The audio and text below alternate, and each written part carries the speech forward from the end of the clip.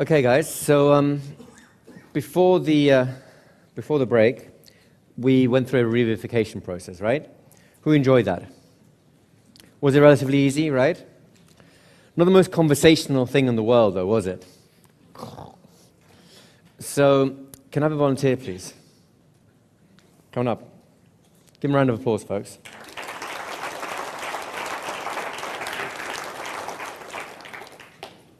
Sit yourselves down. Then selves plural. Yourselves, yes.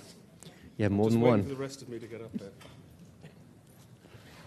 Well, it's the conscious part of you that can stay down there. Okay, go on. Yeah.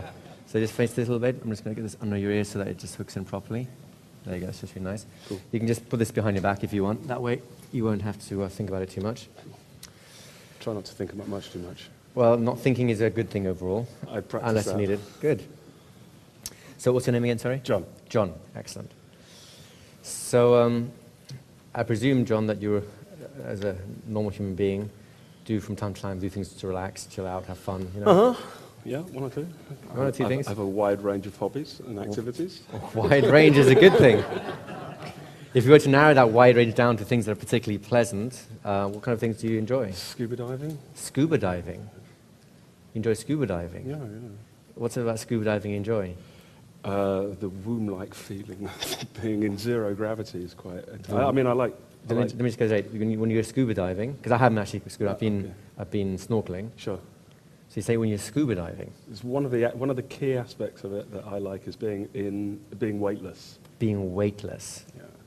Being weightless. And you said something charming, which is it's a womb-like sensation. Much so. Yeah, it can be. Yeah, absolutely. Womb-like, but it's the weightlessness that you enjoy, is it? Yeah, exactly. Well, it's one of the aspects. I like. One of the aspects. I like What is the other one? Seeing wrecked battleships. Seeing, like, give me an example of one. The best dive I ever did was the Thistlegorm in Egypt. The Thistlegorm? SS Thistlegorm in Egypt. Thistlegorm, okay. Went down during the Second World War and was only recently rediscovered. Okay. And it was a supply ship, so there's like So motorbikes down there. just walk me through it. So there's a ship there, of course, but you haven't seen it yet because you're above water or something. Mm-hmm. So how does it work? What happens? Well, you'll go roll off the boat and So you roll off the boat. drop down into the water. Right. Is that the bit where you have that weightless feeling as soon as you roll off the boat? Pretty much, yeah. As soon as you hit the water. Well, you get down to the depth that you want to be at, and then you stabilize your buoyancy. Let me just understand this a second, because I haven't really been scuba diving. So you're on the boat, right? And you roll off the boat. Mm-hmm. You roll off the boat. Yeah, and then you're into the blue. And then you're into the blue. Yeah. You're into the blue. That sounds like something really charming, being into the blue. Oh, I love it, yeah. And at some point you descend, and you say something about a buoyancy. I'm not quite sure what that means, but more importantly, it sounds like that's the point at which you become weightless, is it? That's right, yeah. You want to be neutrally buoyant.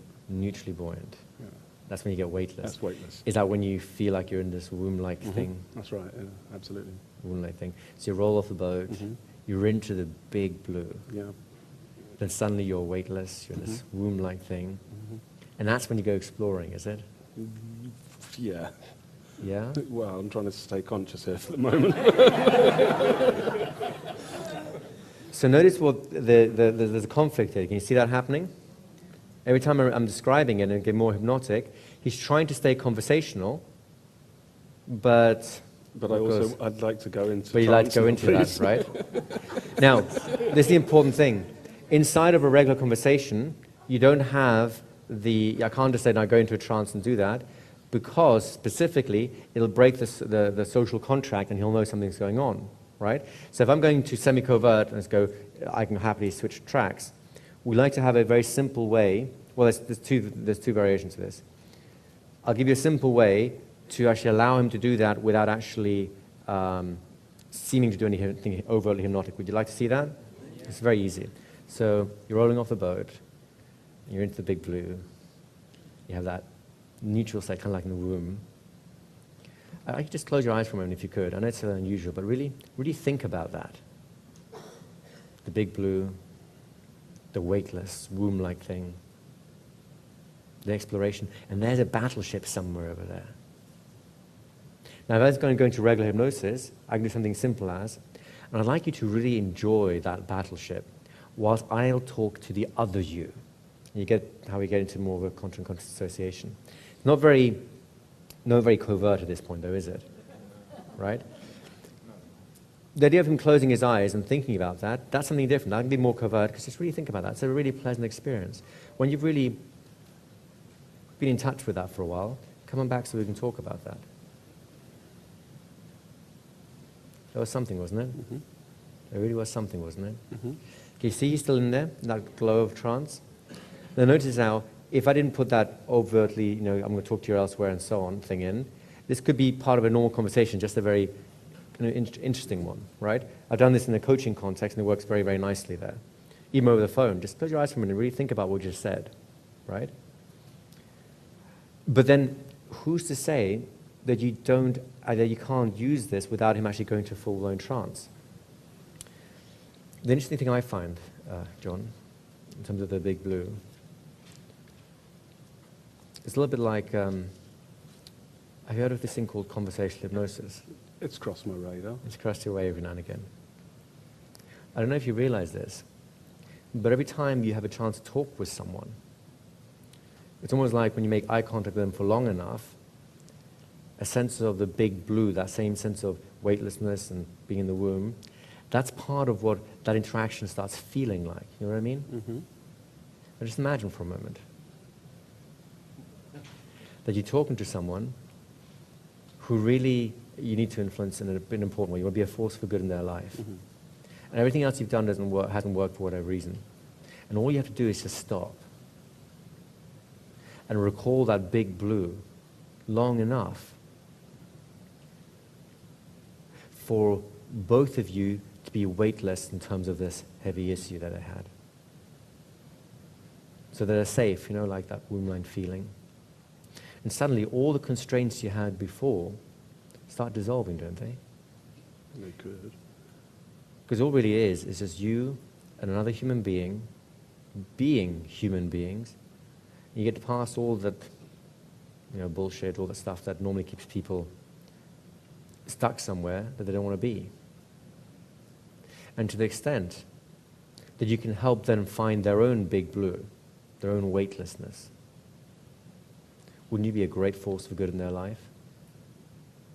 Wouldn't that be something? I like the idea. Yeah. Isn't that a good idea? Do I sense any hesitation in the background there? No. Or is it just a question of this is just something you No, like the idea of? Yeah, I'm good with that. Yeah. You good with that? Yeah. So for $5.99, you could sign up for the program. I think You get the idea. I think I did. You already did you? Yeah, I bought the ticket and I'm taking the ride. Yeah. Good. Is the big blue ride? Yeah, it's got God beams coming out through the water. Love it.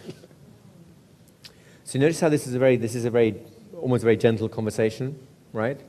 If you hadn't had any idea of hypnosis or conversation hypnosis, anything like that, would this have sounded any way unusual? It would just sound like an intimate conversation between friends, wouldn't it? That's the point.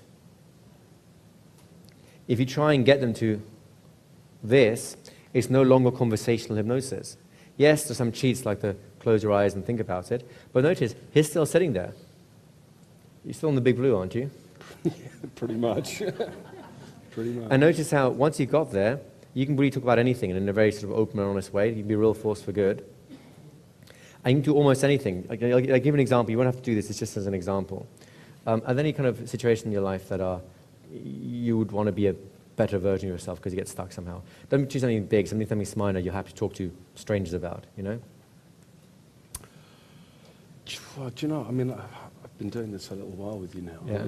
And I've kind of addressed a lot of the things like smoking and stuff like that. All right. And I'm pretty unstressed as an individual. You're unstressed as an individual. So You're done. Nothing really springs. Oh, I've probably got major traumas, but nothing really, springs Nothing to really mind. springs to mind. Well, in which I'm case, sorry, I'm not I won't show him that part. Ask me again. But there's a. I'll give you a problem. No. No, I'm good. There's actually a better version of this that you haven't even considered yet. You realize that? Because there's a bunch of things in your life that I bet you wish you could be much better at. Oh, yeah. Like what? Well, I'd like to be a better hypnotist. A better hypnotist. Yeah. So when you think about how good a hypnotist you think you are already at this point, right? How is that? Sorry? How is that? What is that like, being that hypnotist you think you are? I'm not sure I understand the question properly. Well, you clearly have an idea of being what a better hypnotist means, right? Right, yeah. What is that you're not already?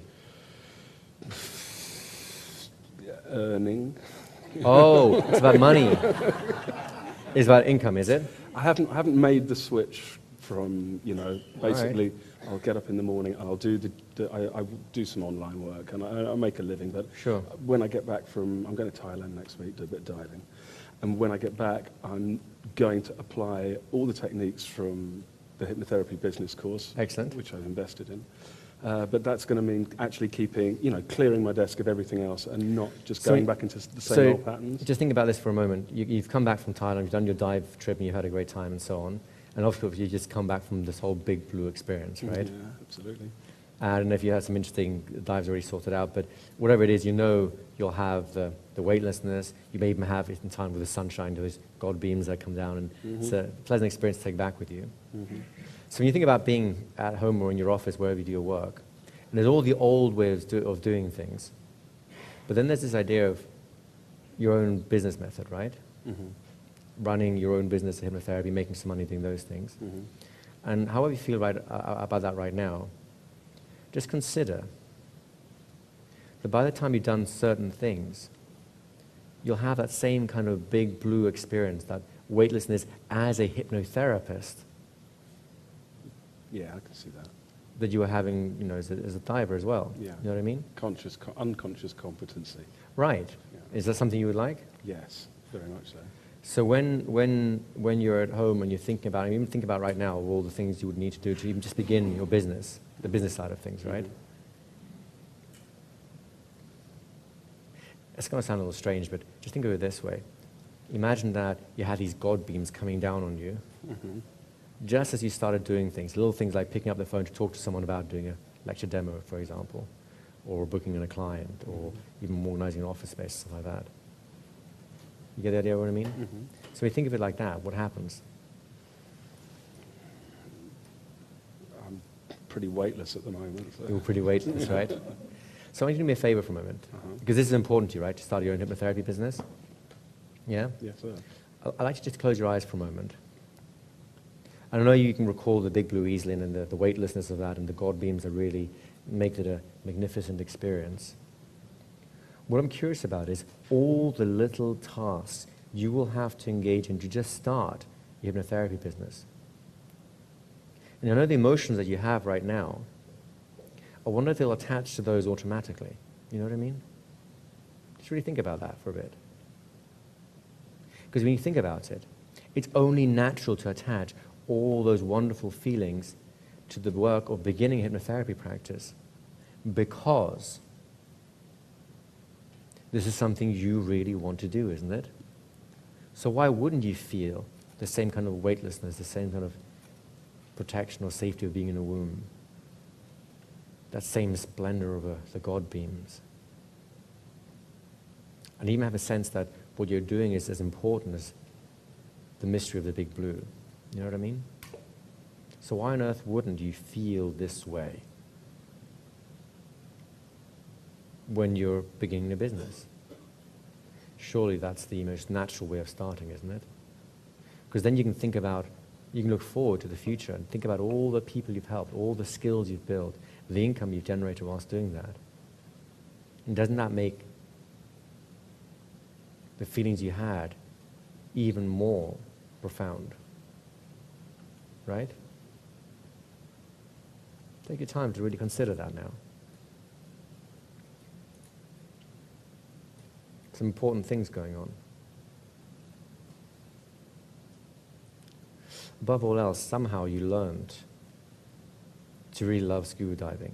You learned there are moments in it, like the big blue and the weightlessness and the God beams and the shipwrecks that you can explore, that were just very rewarding to you.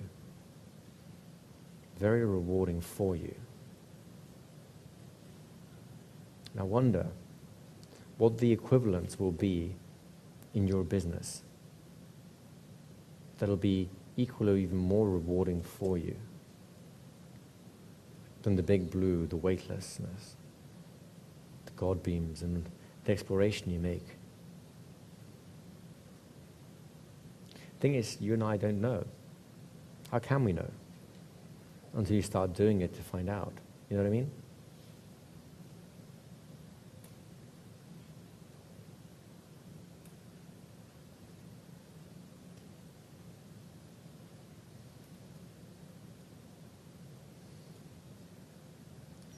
Seems you're doing quite a bit of thinking there.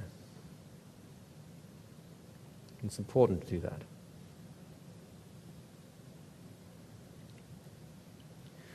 I'll happily wait here patiently. When you finish your thinking, just go ahead and open your eyes and talk to me again.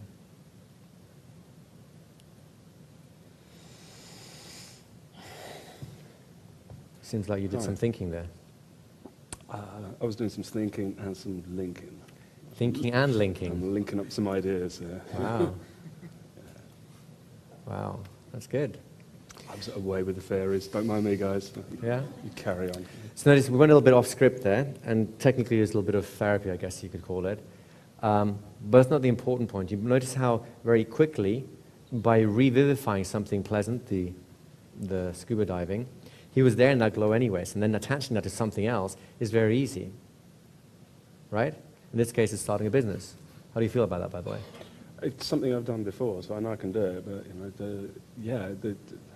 But the whole, as I was saying, it's the idea of being unconsciously competent, which is I'm attaching that idea of unconscious competency in my diving, which took a while from to the point where it's just You it's glad like you did it? It's something, as you're saying, hypnosis is something you are.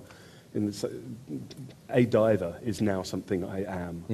I went through the process of learning it, and then I became it. And you had to go through some effort for that, right? Yeah, it wasn't arduous. It was a pleasure, but it was work. But it was a process. Yeah, absolutely. So I guess, is that what you're saying about your business? You have to do some work in? That's exactly what I'm saying about my business. Really? Yeah, that's exactly what I'm saying. Wow, that'll be an interesting journey, it sounds like. I'll see you in a couple of months, yeah. I look forward to it.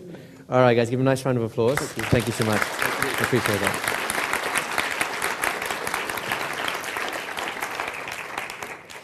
So you can turn this one off now if you want.